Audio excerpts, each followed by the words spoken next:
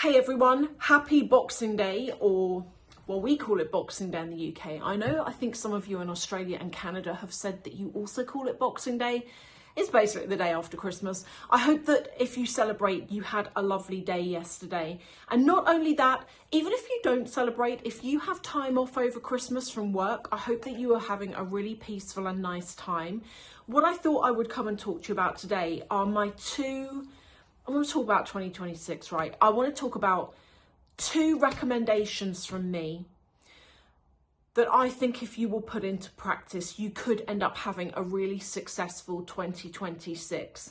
2025 was the year of the snake. It was about shedding skin, discovering truths, transformation. 2026 is the year of the horse. It's about things moving very quickly in a certain direction, being very targeted, being very focused, knowing the direction that you're going in. Everything is going to change. And I do believe in Chinese zodiac. It really, there is something in it. And definitely for me, 2025, it hasn't been terrible, but it could have been so much better. It's been a bit of a stagnant year for me. I don't know whether you feel the same.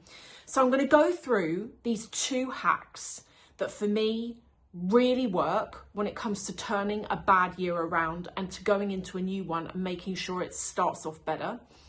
I'm also going to tell you what my resolutions are for next year, because I actually said, I did a video a couple of weeks ago and I said I wasn't going to do resolutions. Well, I've ended up writing some down in my diary, and if I hit them, great. If I don't, that's just the way it goes. But I thought I would share them with you because they might be of interest to you. Okay, let's talk about this. We are entering a point in the year where, particularly on Instagram, I feel you got all these inspirational and aspirational posts from people being like, 2025 was my year and I travelled to 18 different countries all on first class, and I bought 5 new cars, and now I live in a mansion, and I got married and I had kids, and I've got blah, blah, blah, blah, blah. In my engagement ring got bigger. You know, literally, I'm already seeing it, and I find it really annoying. I find it annoying because it's not relatable, and it's not the case with all of it, but a lot of what I see, I just think the average person isn't going to go to 18 countries in 1 year. The average person can't do all of those things. Where's the normality? I'm desperate to see somebody who says, do you know what, I had a good year, I got through it. You know, or I had a good year, and then lists all the little things that they achieved, because then I could achieve them as well. And that's how I feel about social media, is sometimes it goes like way too over the top. But here are the two things that you can do to make your year better. First of all, understand and realize that sometimes you're going to get curveballs in life. With the best planning in the world this month in January, there will be things, unfortunately, that happen next year that are out of our control. We can't control them. We can't do anything about them. They are written. They're going to happen. It could be a health issue. It could be, God forbid, someone passing. It could be a breakup. It could be so many things that are out of our control. And one thing that this year has taught me is that things are going to happen, and it doesn't matter how many rules you put in place and how many safety nets you put in place. Things are going to happen and you can't do anything about it. It's life. And that is okay. And Sammy, who watches, I was talking to you on DM last week, and you actually said that to me. We were talking about New Year's and New Year's resolutions, and you said sometimes curveballs happen, and it's about acceptance that those things happen and there's nothing you can do about it. Now, for me, 2025 as a year, I set very high goals back in January 2025, and in retrospect, those goals were sort of more 5-year goals as opposed to 12-month ones. But because I got to the end of the year and I hadn't hit any of them, well, except for one that I'll come on to, which I'm grateful for, it's a big goal. Because I didn't hit any of those targets, I've been left feeling despondent. I've been left feeling, oh, what was the point? What a terrible year. But actually, when I look at the year, it wasn't that terrible. It's just that I set really big unachievable goals. I didn't meet any of those goals. So my brain has decided it was a bad year. So that leads me on to the next point. Set your big goals, but put in there also on your goals list. And I'm going to come on to your journal in a minute, because this is like way part of it. Like, this is about manifesting your best life, and manifestation works, but you've got to do it in a certain way, which I'm going to explain to you. Set achievable goals, small things you can do that you know are possible. I think when we think about New Year's resolutions, it's really easy to put massive gargantuan things, when actually we forget that there are small wins that we can achieve. And when you look at your goals list and you've actually achieved some of those things, it makes you feel so much better. You feel like you're moving in the right direction. And that is one thing I did not do at the beginning of 2025. I didn't do it. I didn't write down the small things, and therefore I can't remember any small things that I did. There was one thing on my list, 2025 January, that I did achieve, and that was to be able to retire from work. And I did that back in November. And I've been happy as anything ever since. I've been busier than any. I've been more busy recently than I actually was when I had a job. But that's been one thing I'm very, very grateful for. Most people aren't able to do that, and I'm really grateful for that. But all the other things that I wrote down, no, I didn't even come close. And not only that, I wrote down that I wanted good health, and then I ended up with this like cancer scare situation that's going on right now, of which I've got the operation next Tuesday, and I'm terrified. Like, when I just don't even want to think about it. I want to get it done and behind me, but at the same time, I remember the healing, which takes 14 days before you can have the stitches out, is not fun. It's actually awful. It's honestly awful. So I'm really, really dreading that. But yeah, set small goals that you know I can actually achieve that. And then at least when you look at those bigger goals, if you get to the end of the year and the bigger goals you haven't done, at least it looks like you've done something. It's just a mindset thing. Okay, the next thing to do is get yourself a journal. I really believe in manifestation, in The Secret. You know, that book called The Secret. I think there's a video as well. But honestly, it is possible to manifest things. And the amount of things that I have manifested has been frightening. So what I do is, I used to have a big vision board, but that got messy. So now I've moved to a diary. Get yourself a diary that you like and write in it 2026, and then bullet point all the things you want to achieve, including the small wins, okay? And the list can be as long as you need it to be. I find the longer the list, the better. And then what you're going to do is, when you get to the end of the year, look back over that list and see what you achieved. Another thing that really works for me when it comes to like manifesting and making things happen, and as I say, I have manifested some insane stuff over the years. Some actual impossible things have come true for me off the back of doing this. Print out pictures of what it is that you want. If you want a new job, print out a picture of the logo of that company that you're aiming for. If you want a new car, print out the car. If you want to get married, print out a picture of a wedding. Or if you want to have a baby, print out a picture of, I don't know, someone who's going to have a baby or whatever. And cut that out and keep it in your diary. I've got loads of pictures back here of just things that I've wanted to achieve. And the amount of times I've gone through this journal just out of curiosity to see how the year's going. And I've gone, oh my God, I didn't even realise that I wrote that down, but it's happened. So definitely do that. The next thing to do with your journal, this works, okay, this really works. Starting January the 1st, get yourself your nice book, starting January 1st. Write down the date, and for every day throughout the year, I don't necessarily do it every day because I forget, but I do it sort of like definitely once a week. I write down every good thing that happened that day. And it doesn't have to be massive. It can be the smallest thing. Like, I remember last January, I went to the bakery and they were giving away my favourite cake for free because it was the end of the day. And so I went in there to buy a cake and I came out, they gave me like 4 for free. I put that in my journal, you know, like that I got some free cake that day. It's minor. It's minor. That cake would have cost me like £2 or something. Well, probably 5 because I got 4 of them. But it goes in the journal. The weather was great that day. I remember that day, the weather was great. It was a crisp January day.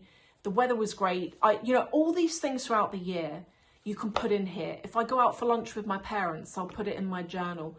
If I go out for a nice drive in my car, I put it in my journal, along with the big things that happened. Like if I get a client that wants to work with me, that definitely goes in the journal. But it's interesting to read back over your year and go, oh, I remember that lovely day where I saw my friend and we went for a walk and the weather was great. And if you hadn't written it down, you probably would have forgotten the day, but because you wrote it down, it sticks in your mind. And they always say, wear gratitude like a cloak. If you are grateful for the small things in life, the big things will come to you. And I really, really believe that because this has really worked. Right, so let me tell you what my goals are for the year. Let me get to the page. My number 1 goal is in January. So in around mid to late January, I should get my test results back from my ankle. And that's my number 1 thing. I want to get the all clear. I want to be able to move forward from this because this has been hanging over my head since July. So basically, for any of you who are new, I discovered this sketchy looking mole on my ankle that was really crusty, really large, really dark and really itchy. And between July and October, I saw 4 different doctors. Eventually in October, they removed it. And then I got a call in November saying we got the results back. And it was a certain type of mole that was on the turn into melanoma. And so they said, you've got to come in for another operation and we want to take more tissue from around that area to make sure we got all of it. And the reason why I'm panicking so is because they say the rate that that mole was changing was very fast. So if they've left any cells behind, those cells are going to be changing at the same rate as that mole. So I'm kind of like panicking a bit here. And all I want to know is, did you get it all the first time? Has it gone? Am I still in the woods or am I out of the woods at this point? That's all I really want to know. So that's like a big thing for me. The other thing, which I have actually booked in for, I've always wanted to get upper blepharoplasty because this eye in particular is really, really heavy compared to the other eye.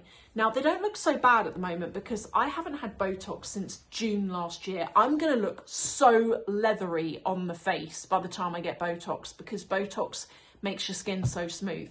But you can't get Botox before blepharoplasty because it can affect the position of your brow. So I haven't had it for all this time. And my eyes are a bit more open from it. I definitely get brow droop from Botox. But I'm looking forward to getting that done. That's all booked in for February. And that's another thing on my list. Like something like that, you might think to yourself, oh, well, it's booked in. I'm not going to put that on my resolutions list because that's already happened. No, put it on your resolutions list. Even if it's booked in, even if it happened last week, put it on the list because that's a target for you, isn't it? The other thing, weight loss.